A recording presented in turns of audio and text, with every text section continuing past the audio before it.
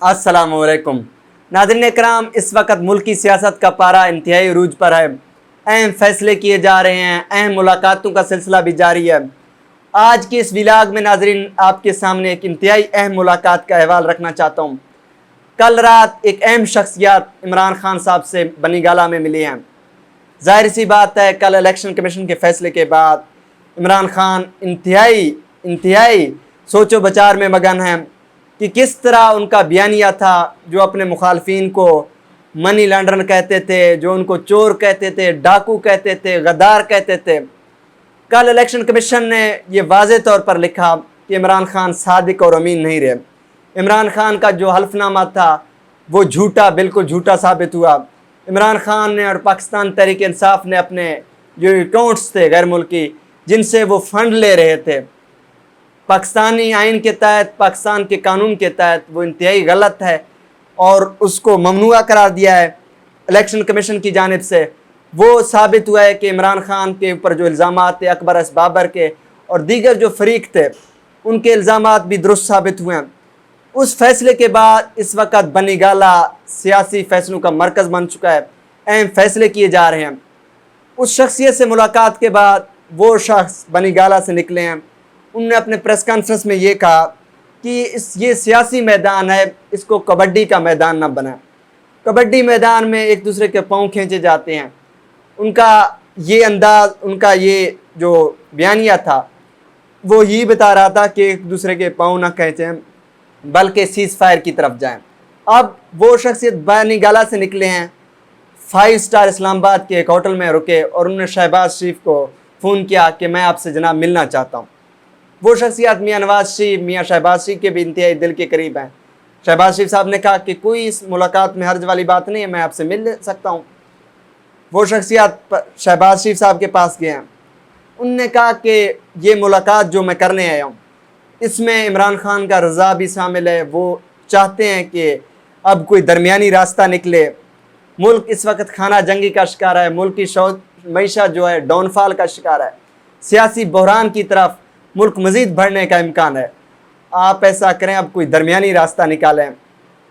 लेकिन आपको पता है सियासतदानों का कोई भी हरफ आखिर नहीं होता, वो कोई जल्दी फ़ैसला नहीं करते। शहबाज शरीफ ने उस अहम शख्सियत को कहा कि चले ठीक है, आपकी तमाम बातें सही हैं, आप एक नेक नीति के साथ मेरे पास तशरीफ़ लाए हैं, आप चाहते हैं कि मुल्क मज़ीद बहरान की तरफ न जाए, इसका कोई सियासी मसले का गुफ्तो शनीद के साथ हल निकले। अब ये भी देखना, जायज़ा लेना ज़रूरी है कि वो शख्सियत क्या ज़ाती तौर पर किरदार अदा कर रहे हैं इमरान खान और शहबाज शरीफ के दरमियान, इमरान खान और PDM के दरमियान, या इसमें एस्टेब्लिशमेंट का भी रोल है। आपने कुछ दिन पहले देखा कि एस्टेब्लिशमेंट ने कहा कि हम नरम मुदाखलत करेंगे। ज़ाहिर सी बात है, वो चाहते हैं कि अब मुल्क इलेक्शन की तरफ जाए, अब तमाम पार्टीज़ मिलकर इलेक्शन का डेट अनाउंस कर दें ताकि मज़ीद खाना जंगी से बच सकें। लेकिन इस तमाम तर सूरत हाल में राजा परवेज़ अशरफ ने पिछले दिन 9 PTA के अरकान के इस्तीफ़े मंजूर किए। अब मज़ीद 4 अरकान के मज़ीद इस्तीफ़े भी मंजूर किए। अब देखना यह है कि शहबाज शरीफ साहब वफाकी हुकूमत भी तैयारी कर रहे हैं कि इमरान खान के ख़िलाफ़ केस लेके जाएँ, फ़ौजदारी मुकदमात सुप्रीम कोर्ट में लेके जाएँ। इमरान खान और उनकी पार्टी जितने भी हैं, अब FIA की टीमें भी हरकत में हैं। अभी हम देख रहे थे कि वज़ीर-ए-आज़म हाउस में ये फ़ैसला हुआ है कि कासिम सूरी, इमरान इस्माइल साहब, दीगर जितने भी इमरान खान पार्टी के शाह फरमान, ये जितने भी लोग हैं, इनके ख़िलाफ़ तहकीकात का आगाज़ होगा। इनको किसी तरह गिरफ़्तार भी कर लेंगे अगर सियासी महाज मज़ीद कशीदगी की तरफ जाए।